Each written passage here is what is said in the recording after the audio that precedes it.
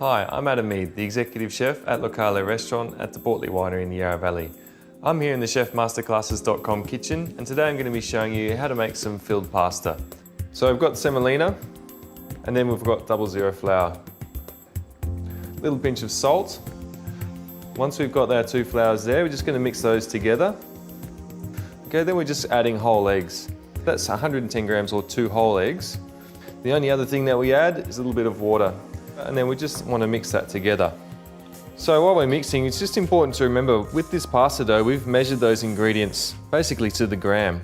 If you come to Locale and have the caramelized onion and goat cheese tortellini, and you come back 3 months later, it might be on the menu again. You know, you're having the same product, you come back because you like that pasta, you want to have the same product again, not something that's changed somehow in the meantime.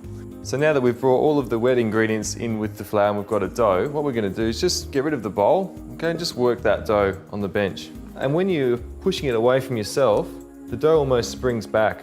If you were to roll this pasta now, it wouldn't be very elastic, it needs to rest. And that would just give a chance to that gluten just to relax, and then when you roll it through your pasta machine, you'll have a much better product. So we just wrap that one in the cling film, and then we'll put it in the fridge and come back to it later.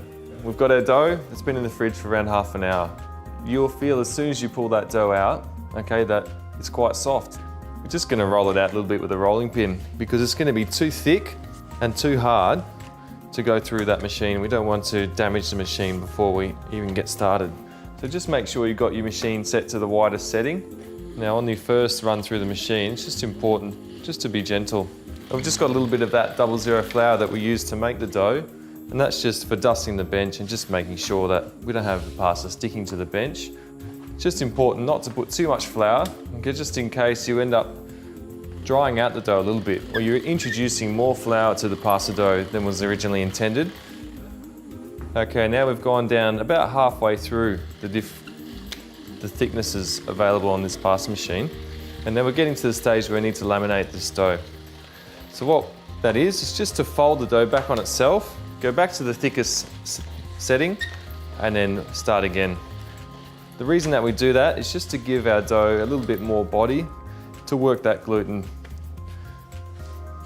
So we just fold it into thirds or into any reasonable length that's okay to manage and is similar to what we started with.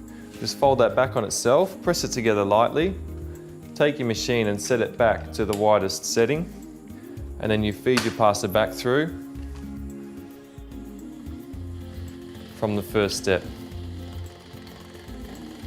Once you've laminated that dough once and you've folded it into thirds, you can then roll that dough right out to the thickness that you're looking for and start to make your filled pasta. One thing that's always good to remember is keep that cling film that you use to wrap the pasta with and just put it over the top of your pasta when you're making a ravioli. Even if we've got a little bit missing on the edge, we can be a bit cheeky and just use that. So to seal the pasta, we're going to use egg wash. Just an egg beaten with a small amount of milk to cover the whole of your cut out pasta. So there's nothing worse than when you bite into a filled pasta and there's no filling in there. So that's why we want to have a good quantity. It just gives us a good shape, actually makes it easier to shape your filled pasta, and that way it just gives you a really nice finished product as well. Agnolotti is literally half moon. It's just folding that disc in half. So you're folding it over the dough, you're making sure that it seals there at the back, and then you can just pick it up and just using your thumbs, just move slowly around the edge and just sealing it against the filling. So what you have, there's no air in that pasta at all, and when you cook it, it's going to be beautiful. Tortellini is a very popular name, and it's actually one that can be applied to a few different types or shapes of pasta. So in this case, we just cut squares.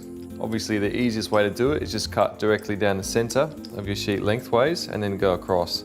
The closer they are to a perfect square, the easier it is to work with.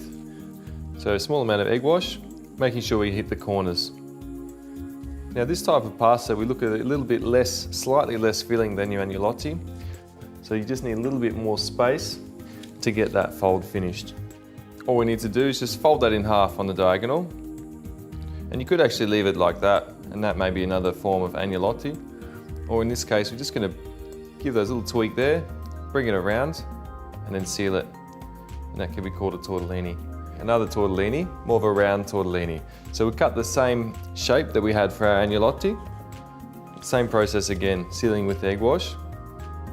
And we just put a similar amount to the filling that we had in our agnolotti. With this shape of tortellini, we're going to start using the same process that we did with the agnolotti, okay? And that's just to fold it over there and you start to seal it on your bench before you pick it up. So you pick up your pasta and then you'll start to move your fingers down and around to stretch and seal that dough.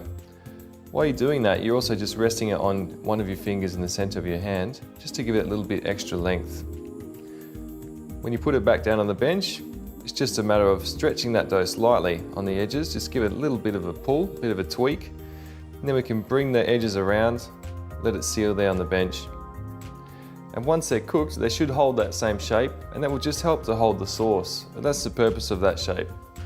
Now that we've finished our filled pasta, we can actually freeze these if we like and keep them for a later time.